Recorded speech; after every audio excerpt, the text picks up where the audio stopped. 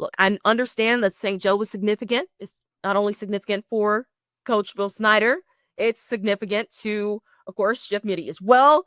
I understand the significance of it being in St. Joe, but if it's at the mercy of fans being able to watch this team, I don't think it's worth it.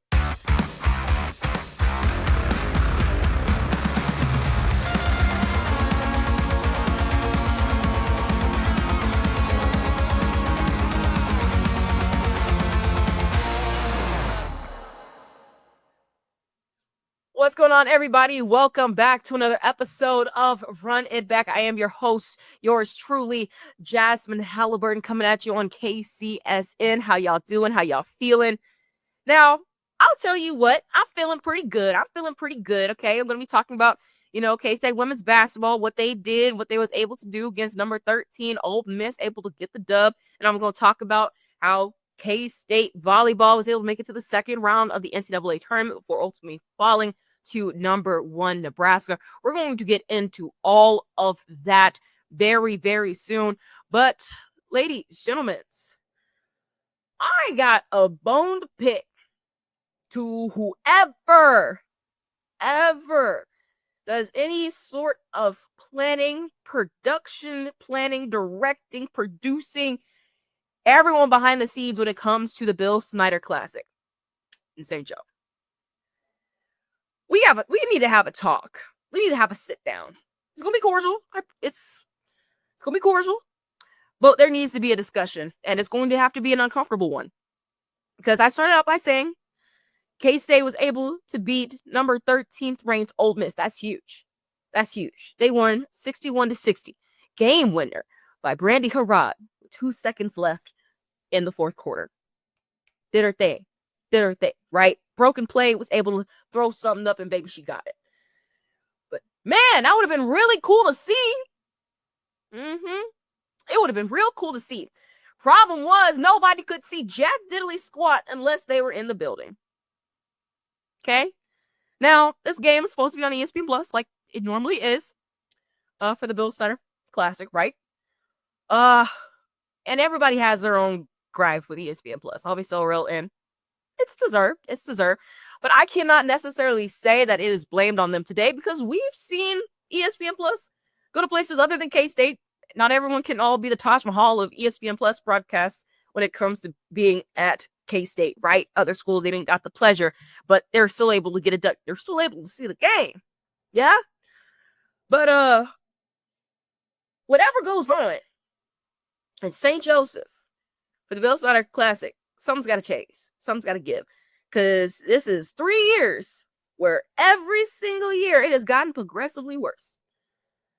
Because, of course, very first year they did it, Bill Snyder Classic, the production was watchable. Okay, I did notice some things that were kind of odd. The graphics that you would normally see, like kind of on the news at the bottom of the screen, where it shows you kind of a brief summary of what's happening, or the name of the reporter or the anchor, and kind of like that style, They use that style to show you who the players were. I thought that was weird. Looked uncomfortable, but okay, whatever. Don't know how many points they score, whatever. It's the graphics that you are used to seeing when you watch a well-done production, when you watch ESPN, when we watch Fox, when we watch TNT. Sports on those networks, right? Okay, but fine. That was weird, but we 1 quarter, 2 quarter, 3 quarter, 4, full game, watched it. Cool. Now, last year got weirder. Last year, let me know if y'all remember, because honestly, I forgot. Someone commented under my tweets at Jazsmin3H on Twitter when I posted that this is damn ridiculous. They reminded me that last year in the Bill Snyder Classic, that it was screen recorded. I'm like, you know what? It sure was. It was screen recorded, aired on ESPN Plus. I'm like, wait a minute. Is that a mouse? As in like a computer mouse with an arrow? Were they waving? You can see the URL at the top. I was like, is somebody screen recording this and airing this on ESPN Plus right now? Sure was.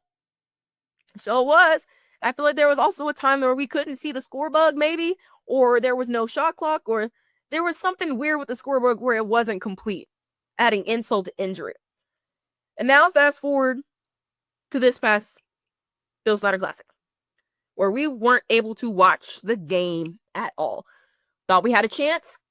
K-State women's basketball Twitter posted a link saying, hey, we're having technical difficulties.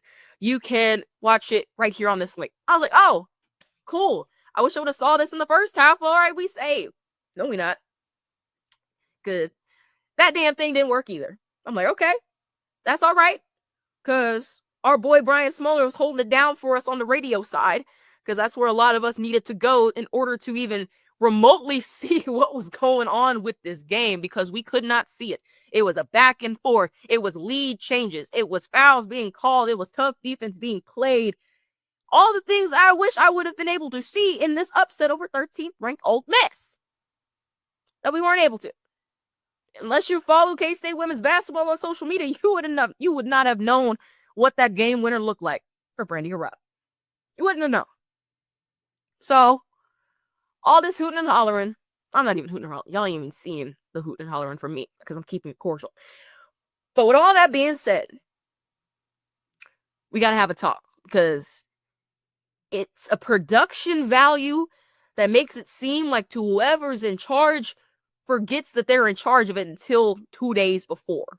They just throwing something out there to the wall and seeing if it sticks, and it has not. Look, Gene Taylor, I know you're proud. I know you're busy. You got a lot on your plate. And the last thing you want is something else to people to be on your behind about. I get it. This part is said and done. Okay? Can't go back to fix it, all right? But gotta have a real serious discussion about continuing the Bill Snyder Classic. Look, I understand that St. Joe was significant. It's not only significant for Coach Bill Snyder, it's significant to, of course, Jeff Mitty as well. I understand the significance of it being in St. Joe, but if it's at the mercy of fans being able to watch this team, I don't think it's worth it. It's not worth it. And I've even, some people even left comments underneath my tweets saying that it's not even a good venue to be in. Like, it's more something built for rodeos. It's just weird. It's odd. It doesn't fit. And we've seen that when it comes to the production value. Look, we want to honor Bill Snyder where we every chance we get, okay? We want to honor him every chance we get. But this is a mockery of his name and how this production is done. And if you're wanting to elevate women's sports, women's basketball, which have skyrocketed over the last few years, you gotta do something different. You gotta do something different. Look, whoever's pushing the buttons and pulling the strings to plan this Bill Snyder Classic every year, maybe they're doing the best they can. Maybe they're working with what they have. And if that's the case, I can't. You're doing what you're getting. You're working with what you got. But if what you got is unprecedented titles and score bugs and way to identify players, and then having to have something screen record off somebody's laptop to air on ESPN Plus, to all the way not having anything aired at all. If that is your best and you are working with what you have, then baby, someone needs to take it away from you and hand it to somebody else. Get that weight off your shoulders. Okay? Get that weight off your shoulders, because something else got to give. This is another year of a mockery like this where K-State and K-State's opponents in these games deserve a lot more than this. A lot more than this. You telling me Ole Miss fans didn't want to try to watch this game? Of course they did. Any fan of basketball would want to watch this game, but now they can't. They can't even watch a replay. I even tried to see if there was a replay on ESPN Plus about 20, 30 minutes ago. There's not. It's, unless you were in that building and unless you had something to record something on, you don't know. You don't know. But hey, I'll get off my soapbox. I know I was talking a lot. I didn't mean to talk so much about this, but it really grinds my gears, and I know it does for not even K-State fan, just any basketball fan who just wanted to watch yesterday's game. Couldn't do it. But still, main thing. K-State was able to get back on track with this win. They're such a weird team. Well, when I thought I was done, they pulled me back in. I'm just playing. I was never done. But the last time y'all saw me on here after talking about K-State women's basketball, it was bleak, bro. It was bleak. After the trip to Cancun, it was still kind of bleak because they're barely winning games that I think that they should win, or they are losing games that I think they should win. And the consistency and the cohesiveness that was there earlier in the season wasn't there. Now, wasn't able to actually watch the game we talked about. But I can only look at the stats, but either way, when you're able to beat a good team like Ole Miss, some cohesiveness got to be returning at least a little bit. So I think this is something that gets them back on track, or at least a complete confidence booster, right? Now, Ole Miss, good team. Shout out to Coach Yo, building this thing from the ground up. Ole Miss has done a lot in a very little amount of time to get them to where they are now, and they're going to continue to be very good. Don't let this loss to, at this point in time, a 5-5 K-State team fool you. They're going to be a problem later in the season, Ole Miss is. Mark my words, all right? But shout out to Jordan Spicer, right? Our own freshman, 19 points, new career high for her, 4 rebounds. She was getting it done. She was going essentially band for band for the most part with Katia McMahon. She had 22 points for Ole Miss and 8 rebounds. She was someone who was at Ohio State, and I think, 2 years at Ohio State, and someone that I would have loved to Coach Mitty to try to get from the transfer portal, but nonetheless, she went to go to Coach Yo and Ole Miss. Still a good decision for her. This is an all-American type of player McMahon is, all right? And Jordan Spicer at least a little bit band for band off the bench with 19 points, 4 rebounds. Taryn Sides, of course, doing everything that she needs to do. She had 13.7 rebounds, okay? One of the smallest people on the court the majority of the time. And, of course, she went 2 for 6 from 3 points, 2 assists on that. Tess Hill, which Coach Mitty said was probably the toughest on the floor, at least consistently throughout that entire game. 11 points, 5 rebounds, 2 assists for her. Gina Garcia, 9 points, 2 rebounds, 2 assists, 2 steals. Okay, that's her T. Clock it. All right, and of course, Brandy Harrod, she had a struggle offensively in this game, but when the moment was there for her, she was able to get K-State up and keep them up with the game-winning shot on a broken play. She had 4 points, one of them, of course, being the game winner, and 7 rebounds on her end as well. Shout out to Brandy. Now, this still was not a pretty game, at least, like I said, looking at the stats. Because why? That's right, couldn't watch. K-State had 21 turnovers in this game. That's a problem. I don't need to tell you. They don't need to tell us. We don't need to tell them. Everybody knows that's a problem. But it's a young team. Turnovers going to be a thing. Ole Miss is a good defensive team, good rebounding team. Balls bounce different ways, yada, yada, yada. That's something they got to clean up, but there's something they're still able to get done. K-State had 39 rebounds to Ole Miss 40 rebounds. Now, Ole Miss is a very good rebounding team. Was listening to Coach Mitty after the game on the radio with Brian Smoller, saying that I think they held Ole Miss to 5 offensive rebounds in the second half, which is crazy. Which is a crazy thing to do and a very good thing to do, especially to keep that team that is a lot bigger than K-State off the glass like that and go band for band in the rebound category, only being out-rebounded by 1, right? That's good. From the field, K-State didn't shoot great. 38% from the field. Ole Miss shot worse. That helps. 32% from the field. K-State didn't attempt a whole lot of three-pointers in the second half, but what they were able to do in the first half counted to this percentage of, I want to say 40% from 3. Ole Miss, their problem was what? They couldn't hit threes at all. 16.7%. And then K-State, what really took them above and beyond in this game is that they were 90% from the free throw line. 90% from the free throw line. That's something that you need. And you got a lot of people stepping up where they needed to step up in a game where Nasia Classens and Janissa Cotton were not able to get any sort of rhythm because they were in foul trouble. I would love to see more of Janissa Cotton because I think she could potentially be one of the best players on this team, but it's just struggles with fouling. She's got a bag on her, and I just hate that we haven't seen enough of it in this so far this season. She was out, I think, for like a game or 2 for an injury. And then, of course, there's the foul trouble. So I would love to see some more from her throughout as the season goes. But that's something that's significant when you have two very influential players that did not get really any time because of foul trouble. And K-State was still able to come out with this win, 61-60. Shout out to them. Now, I know most of this segment when it comes to K-State women's basketball was mainly me complaining, but damn it, my complaints need to be heard. And I know everybody had to be on the same page as I. And I appreciate y'all for listening to me kind of vent through that because everyone was just as pissed as I am. But that's all right, because right on the other side of this break, we're going to talk about K-State volleyball and their unfortunate end to number 1 Nebraska. But damn it, ladies, we are proud of you. We're going to get into that right after this break. We'll be right back on Run It Back. What's up, guys? It is Benny Heiss, KCSN betting analyst, and Missouri, your moment is finally here. DraftKings Sportsbook, America's top-rated sportsbook app, is now live right here in the state. So now you can make every game so much more exciting with same-game parlays, money lines, props, and more, all from your phone, and it's all safe, secure, and easy to use.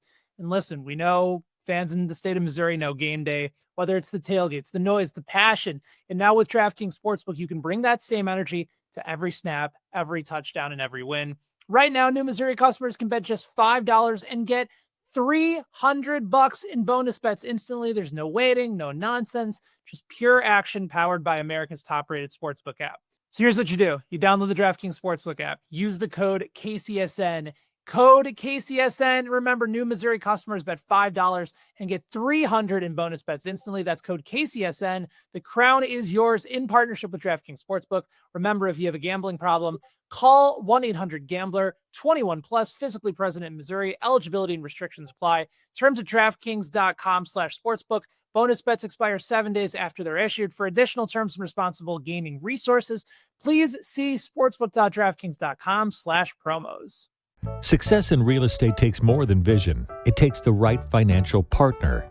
When someone takes something rundown and turns it into something great, that's called a comeback story, like Brain Group. They take distressed properties here in KC, completely rework them, and then turn them into valuable real estate. But that kind of work needs the right bank behind it. Enter Emprise Bank. They're not about cookie-cutter loans. They saw Brain Group's vision, backed them, and now they're making big moves in Kansas City real estate. Talk about your partner in possible. Emprise doesn't do one-size-fits-all financing. They invest in potential and back growth. Visit emprisebank.com/KC to learn more. Emprise Bank, member FDIC, equal housing lender. All right, y'all, welcome back.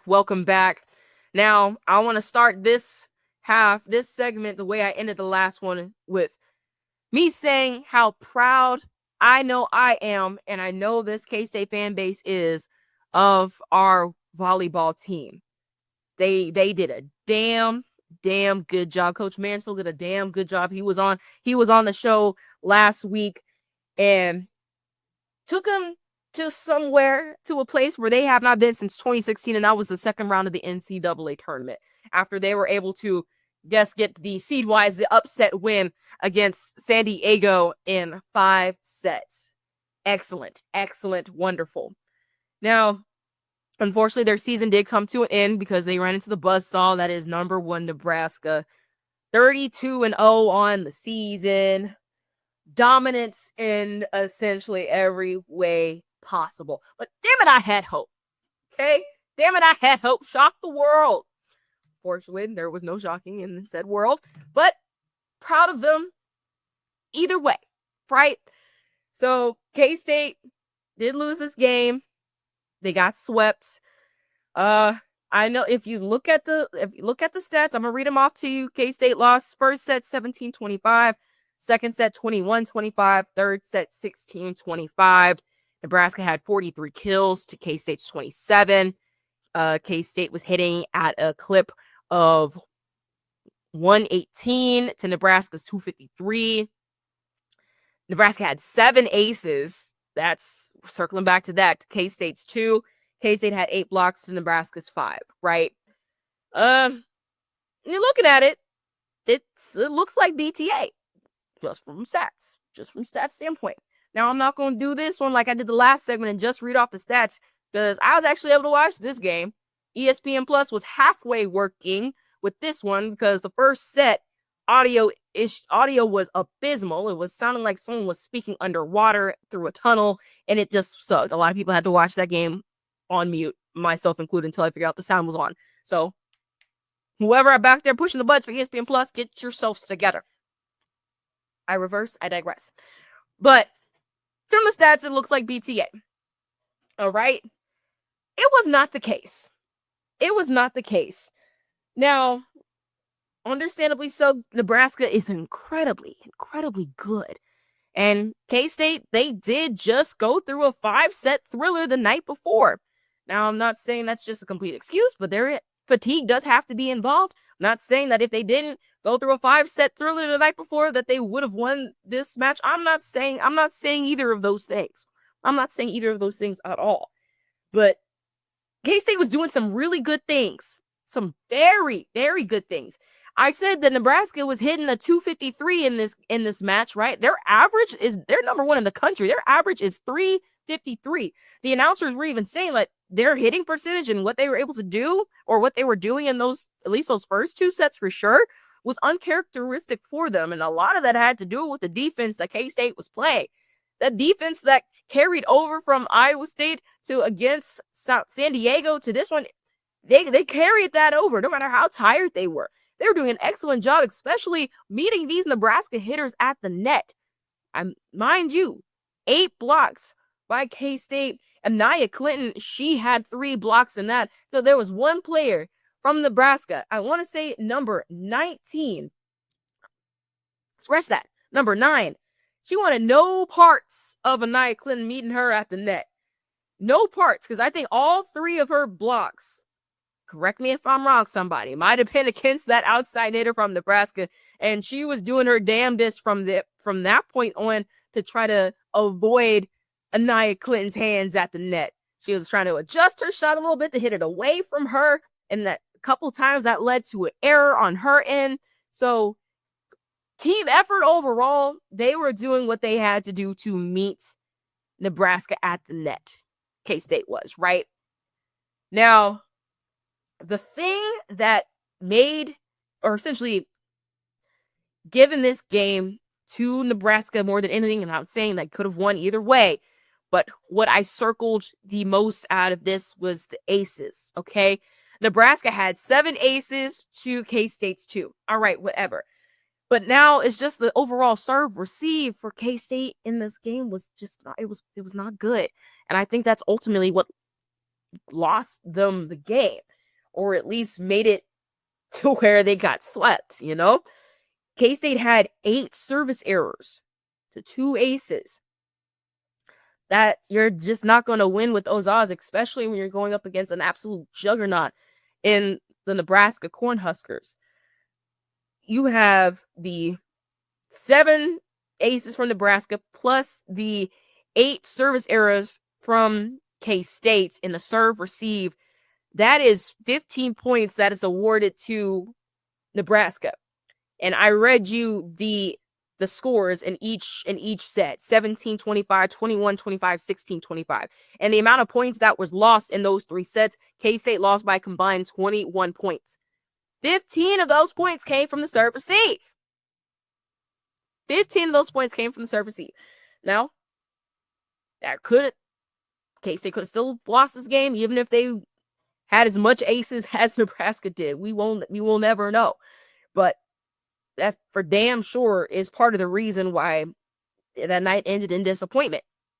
Now, another thing, and something I want to really give a shout out to Nebraska too. Okay, we are familiar with y'all's game. I promise you, no one's sleeping on y'all. Nobody is sleeping on y'all. But I want to give credit where it's due, because K-State, they showed relentless hustle. They showed relentless hustle in this match. But so did Nebraska. So did number 1 Nebraska. And honestly, you have to respect when a team is incredibly good and is so talented and more talented than the team that they're facing against, and they still give 100% hustle. I feel like a lot of times you don't see that as much as you wish you'd like to. about why sometimes these teams are so good, because they have obviously the talent, but the hustle is what really gets them over the hump. Nebraska has that. There's this one moment, I think, in set 2, there were so many rallies that if it was any other team, they probably would have went K-State's way, because you get tired when rallies go this long. And you had a rally, you had a save, 2 saves from, I think, Nebraska back line that they ran and they put their bodies on the line and was able to save that, and the crowd went crazy. I was like, I had to sit back. I said, damn, what do you do? If this was any other team, that might have been a point for K-State, but it wasn't. This is something you really have to respect, the hustle and the passion and the motivation that both these teams showed. And you wish a couple of K-State men's teams would show that very hustle as well, because you can see how well and how far it can get you, especially when you add the talent that they have, you know? So props to Nebraska. I don't really see anyone beating them at the moment. Next, they do have KU, who came in this postseason with the 4 seed. They play on the 12th at 8:30. So anyone who's still interested, of course, watching Nebraska and watching KU play and continue it on, or at least want to cheer for the Big 12, you can still do that. I know prior to the tournament, the Big 12 had the most teams in a conference go to the NCAA tournament. I believe they had 10. Well, now at the start of the 3rd round, only 2 are left. That is KU and that is Arizona State. KU does play Nebraska next. Arizona State plays Creighton in a 2-3 matchup. That game is going to be on the 11th at 12 in the afternoon. Okay, so if you want to cheer on for the Big 12 in this postseason, you absolutely can do when they figure something out here. But I will say, feel like nobody's going to stop Nebraska. Maybe Texas. They had their run-ins with them, and we found out how that worked out for Texas. Very good for them, national champions on their end. So it looks like that's going to happen again, of them 2 meeting in the national championship. But we'll see. But Nebraska, very, very, very good. 32-0 on the season. But enough of them. Back to K-State volleyball. Coach Mansfield did an excellent job. The seniors who spearheaded this entire ordeal, getting them to the postseason, getting them to the 2nd round in the NCAA tournament, something that hasn't been done in damn near a decade. They're the blueprint. They are the blueprint. Anaya Clinton, she finished this game 7 kills, 3 blocks, 5 digs. Shaylee Myers, 6 kills, 1 block, 6 digs. Now, Shaylee Myers, first team, all Big 12. We've seen the impact that she has obviously had on this team. Same as Anaya Clinton, all of these seniors. Ava LeGrand, she had 4 kills, an ace, 2 blocks, 9 digs, and 19 assists in that game against Nebraska. Brenna Schmidt in the front, 5 blocks. Jordan Williams, 2 blocks. It's going to be hard to replace them. It's going to be hard to replace them. But we know the young girls coming up, they're going to have something to say. They didn't like losing to Nebraska. They don't want to just get to the 2nd round of the NCAA tournament. They've had a taste of the postseason, and I'm sure they want to continue that on. Reagan Fox, Pawn, I'm just saying, I am excited to see what else is in store for this team come next season. Clearly, Coach Mansfield, an excellent hire. He was able to keep this team together. No one transferred out from K-State's roster that was on the roster last season. That's rare in college sports. That's rare. That means they were buying what he was selling, and clearly it worked out, getting him to the 2nd round of the NCAA tournament. So I cannot wait for another year of Coach Mansfield, for another year of these teams, to see what else that they can do. And now that, the ball is essentially in their court, they're able to run the show now that these seniors were able to leave the legacy that they did and getting to the point that they were able to get to, right? So still, shout out to them. Shout out to a great season for K-State volleyball. But that's what we're going to have to end with. We started off angry, ended with grateful. If that ain't a win, I do not know what is. But I appreciate y'all for listening, and we'll see you next week on Run It Back.